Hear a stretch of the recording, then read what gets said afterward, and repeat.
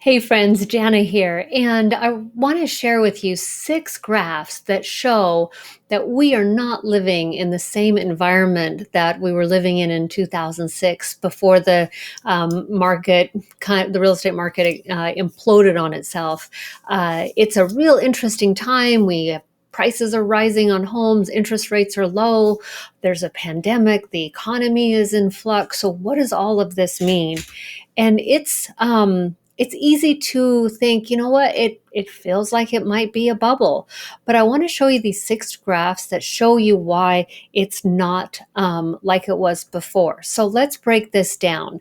Now, number one, mortgage standards are nothing like they were back then. During the housing bubble, it was difficult not to get a mortgage. Today, it's tough to qualify. Recently, the Urban Institute released their latest Housing Credit Availability Index. This measures the percentage of owner-occupied home purchase loans that are likely to default. That is, it's looking at, who's likely to not make their mortgage payments.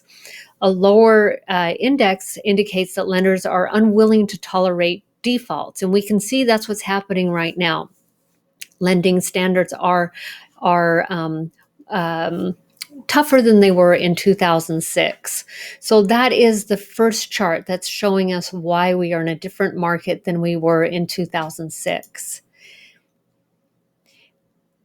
The second reason, prices aren't soaring out of control. And these are national numbers here. We are seeing really high appreciation in the Seattle market and the greater Puget Sound region, but that's not surprising.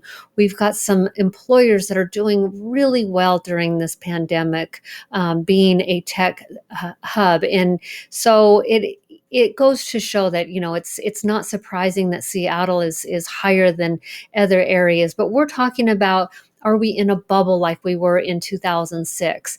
And for the purposes of looking at that conversation, we are seeing that price appreciation for homes across the nation are, they're not as high as they were in 2004 and 2005.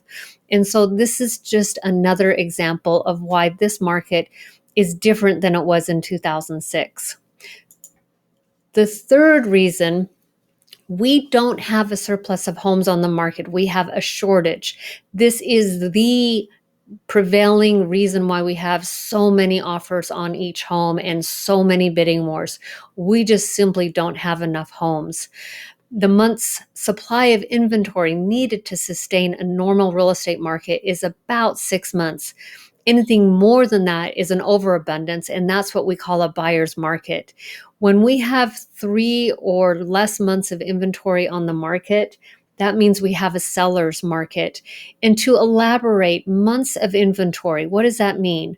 It means that if no other homes came on the market, how long would it take to sell all the homes that are on the market today? Again, in the Seattle, Puget Sound region, we are seeing many categories of the market where it's less than 1 month's supply, meaning that if you put your home on the market, you're likely going to sell within 30 days. Our fourth slide. New construction isn't making up the difference in inventory needed. Some may think that new construction is filling a void, but if we compare new construction starts from now to before the crash, we have a shortage of new homes. And this is real important because new homes unlock the gridlock in the real estate market. Think of musical chairs. If you take away a chair, there's not enough room for everyone to sit. Well, new construction is the same as adding a chair to the game of musical chairs. It allows people to move around. You can get up from one chair, move to another because there's more than enough. New construction is what provides the liquidity in a housing market. And because we have seen 13 years of below average starts on new construction, that's really having an impact in what's going on today. Our fifth reason that we are not in the same market as 2006 is that houses aren't becoming too expensive to buy. It is really difficult to explain to consumers today that a $600,000 home is affordable. Those are big numbers, and I get it. But if we look at the payments, it becomes a lot more palatable for most people. So I'm really working hard on having consumers see what a payment looks like versus just the house of the price or the price of the house. The affordability formula has three components. It's the price of the home, the wages earned by the purchaser, and the mortgage rates available at the time. So while we have high prices in our market, we have a lot of high income earners and we have low interest rates. 15 years ago, prices were high, the wages were low, and mortgage rates were over 6%. Today, prices are still high, wages have increased, and the mortgage rate is about 3%.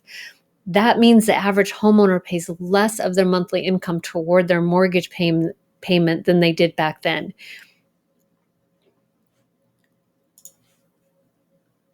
All right, our sixth and final slide. People are equity rich. They are not tapped out. We have a lot of equity in this market. We have it for a number of reasons. One is people have worked hard to pay down their debt with these low interest rates, and they've taken advantage of that. That's wonderful. That's good stuff. Additionally, we've had a cash-rich environment here locally. We've had a lot of cash buyers. And just to be competitive, buyers with 20% have typically won out over buyers with low down payments. So there is a lot of equity in the housing market compared to 2006. In the run up to the housing bubble, homeowners were using their homes as ATM machines, and many immediately withdrew their equity once it built up. Prices have risen nicely over the last few years, leading to over 50% of homes in the country having greater than 50% equity, and owners have not been tapping into it like the last time. So this wonderful chart shows you the difference that of home equity that we've seen over the years. So again, we've got really good things going on here in the markets. It's easy to compare it to 2006. I hope these slides were helpful in helping you realize why this is a different market than it was in 2006. And if you'd like to read more about this, click the links below. And thank you for watching. Have a great day.